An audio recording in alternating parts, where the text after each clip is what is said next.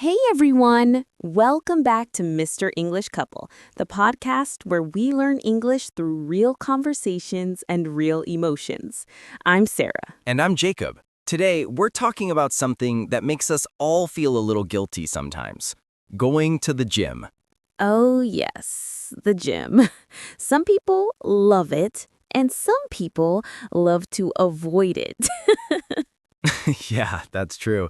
So today, we'll talk about health, fitness, and gym vocabulary, and also how to use English grammar like have to, need to, and should when talking about routines and healthy habits. Exactly. Because when we talk about health, we often use those verbs like I have to exercise or I should eat less sugar. Yeah, but sometimes it's not that easy. No, it's not. So let's start with the question, Jacob. How often do you go to the gym?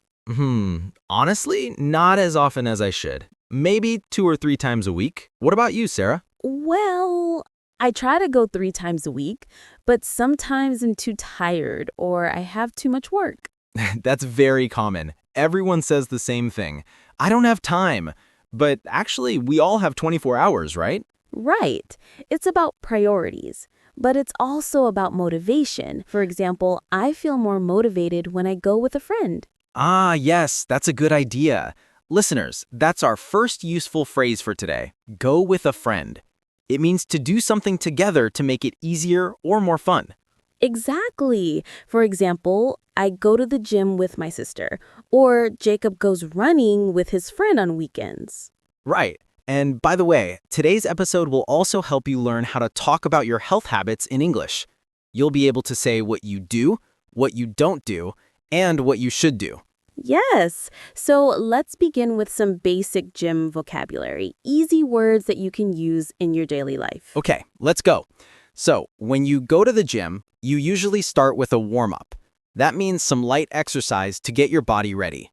Right, like stretching or walking on the treadmill for 5 minutes. Word. Treadmill. That's the machine you walk or run on indoors. Yes, you can say, I warm up on the treadmill. Then maybe you move to weights, like dumbbells or machines. Vocabulary tip, everyone. Weights equals objects you lift to build muscles. Dumbbell equals small hand weight. Workout equals the time you spend exercising.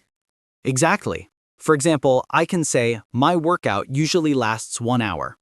Good. And after your workout, you need to cool down. Do some slow stretches or deep breathing. Right, because if you don't, you might get sore muscles. Ah, yes. Sore means painful. When your muscles hurt after exercise, you say, I'm sore. I know that feeling. Last week, I went to the gym after a long break, and the next day, I couldn't even lift my arms. Poor Jacob. That's what happens when we stop and then start again. Exactly. So, listeners, let's look at some useful grammar to talk about routines and habits. Yes. These are 3 important phrases in English. Let's start with have to. We use have to when something is necessary, like a rule or responsibility. Example, I have to wake up early for work. I have to eat breakfast before the gym. Good examples. And the negative form is don't have to. It means something is not necessary. Example, you don't have to go to the gym every day.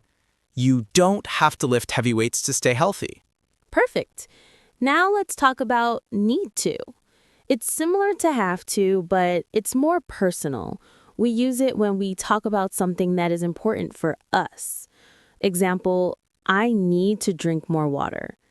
I need to sleep at least 7 hours. Yes, good. And finally, should.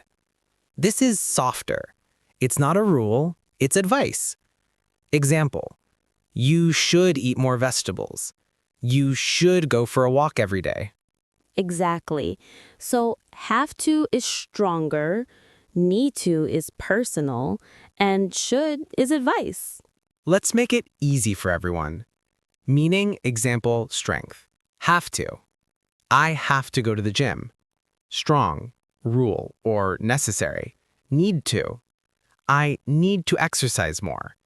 Medium, important for me. Should. I should eat better. Soft, advice. That's such a helpful chart. So if I say I should go to the gym, I'm giving myself advice. But if I say I have to go to the gym, it's something I must do. Exactly. And now let's practice these phrases in real sentences. Things we might say every day. I have to finish work before I can go to the gym. I need to buy new running shoes. I should eat less junk food. Perfect. Now me. I have to wake up early tomorrow. I need to stretch before my workout. I should stop checking my phone at the gym. Yes, that's a good one. Okay, listeners, we've learned some key grammar and vocabulary, but in the next part, we'll show you how to use them in real-life conversations, like talking about your gym routine, your health habits, and your goals. Yes, we'll also share some common phrases and mistakes that English learners make when talking about health. So grab your water bottle. Okay, Jacob. Earlier, we talked about daily routines and why going to the gym is important. But I think it's time we move into some useful English expressions for talking about exercise. Yes, great idea. You know, when people go to the gym, they often use verbs like work out, stretch, lift weights, or go for a run. Exactly. Let's start with that first one, work out. It means to do physical exercise. For example, I work out 3 times a week. Jacob, how often do you work out? Not as often as I should, but I try to work out at least twice a week. Sometimes I even say, I'm going to the gym to work out. Yes, so everyone, remember, go to the gym to work out. It's a perfect daily English sentence. And don't forget stretch. That means to make your muscles longer before or after exercise. Example, I stretch before I start running. Good one. And the next phrase, lift weights. That's when you use dumbbells or heavy equipment at the gym. He lifts weights every morning. Oh, and there's another common one, do yoga. People often say, I do yoga to relax my mind. So everyone, notice something important.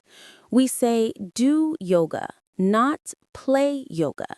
We use do for individual exercises like do yoga, do sit-ups, do push-ups. That's right. But we use play for team sports, like play football, play basketball, play tennis. And go for activities that usually end in ing. Go running, go swimming, go cycling. Perfect. So here's a quick grammar tip. Play plus team sports equals play football, play cricket, play volleyball. Go plus activity ing, go running, go swimming, go hiking. Do plus individual exercise, do yoga, do push-ups, do Pilates. That's such a clear rule, Jacob. I think our listeners can easily remember it. Say it with us, everyone. Play, go, do. Now, let's bring this into a short mini conversation for practice. All right. I'll be the student. You be the teacher. Okay, Sarah, tell me, what kind of sports or activities do you enjoy? I like to go jogging in the morning and sometimes do yoga on weekends. Nice. Do you play any sports? No, not really. I used to play badminton when I was younger, but now I just go walking and do yoga. Perfect. That's great English. Everyone, did you notice? Sarah said, go jogging, do yoga, play badminton. That's exactly how we use those verbs correctly. You know, Jacob, many English learners make small mistakes like saying, I play gym or I do running.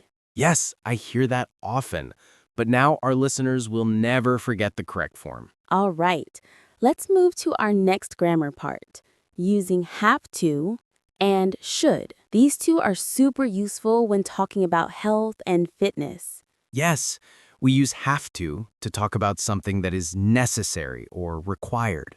For example, I have to eat healthy food. I have to drink more water. Exactly. It's like something you must do. Now, should is softed. It's about advice.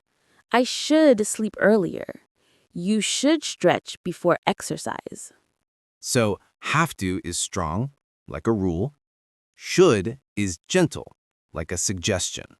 Let's give a mini dialogue example. Sure. Sarah, what's something you have to do to stay healthy? Mm. I have to eat vegetables every day. And what's something you should do, but sometimes don't? I should sleep earlier, but I stay up late watching Netflix.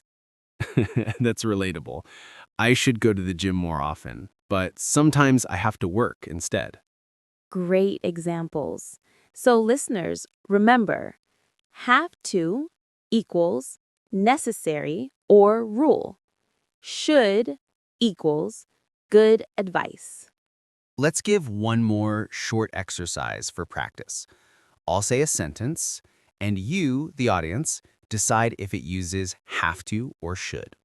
Sounds fun. Let's go. You, blank, drink more water. That's should because it's advice. Exactly. Next one. I, blank, wear gym shoes inside the gym. That's have to because it's a rule. Correct again. You're a good student today. Thank you, Teacher Jacob. See, this kind of grammar is easy when we connect it to real life. Yes, because learning English is not just about memorizing, it's about living it. When you go to the gym, think in English. Say to yourself, I'm going to work out.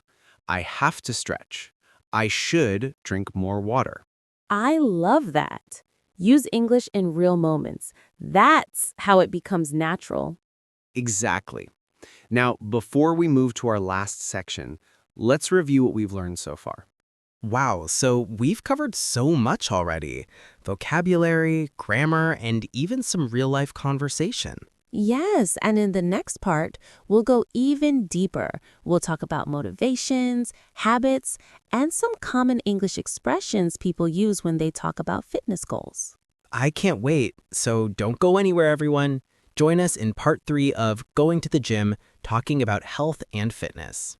And remember, if you're enjoying this episode, hit the like button, share it with your friends, and subscribe to Mr. English Couple for more real English stories.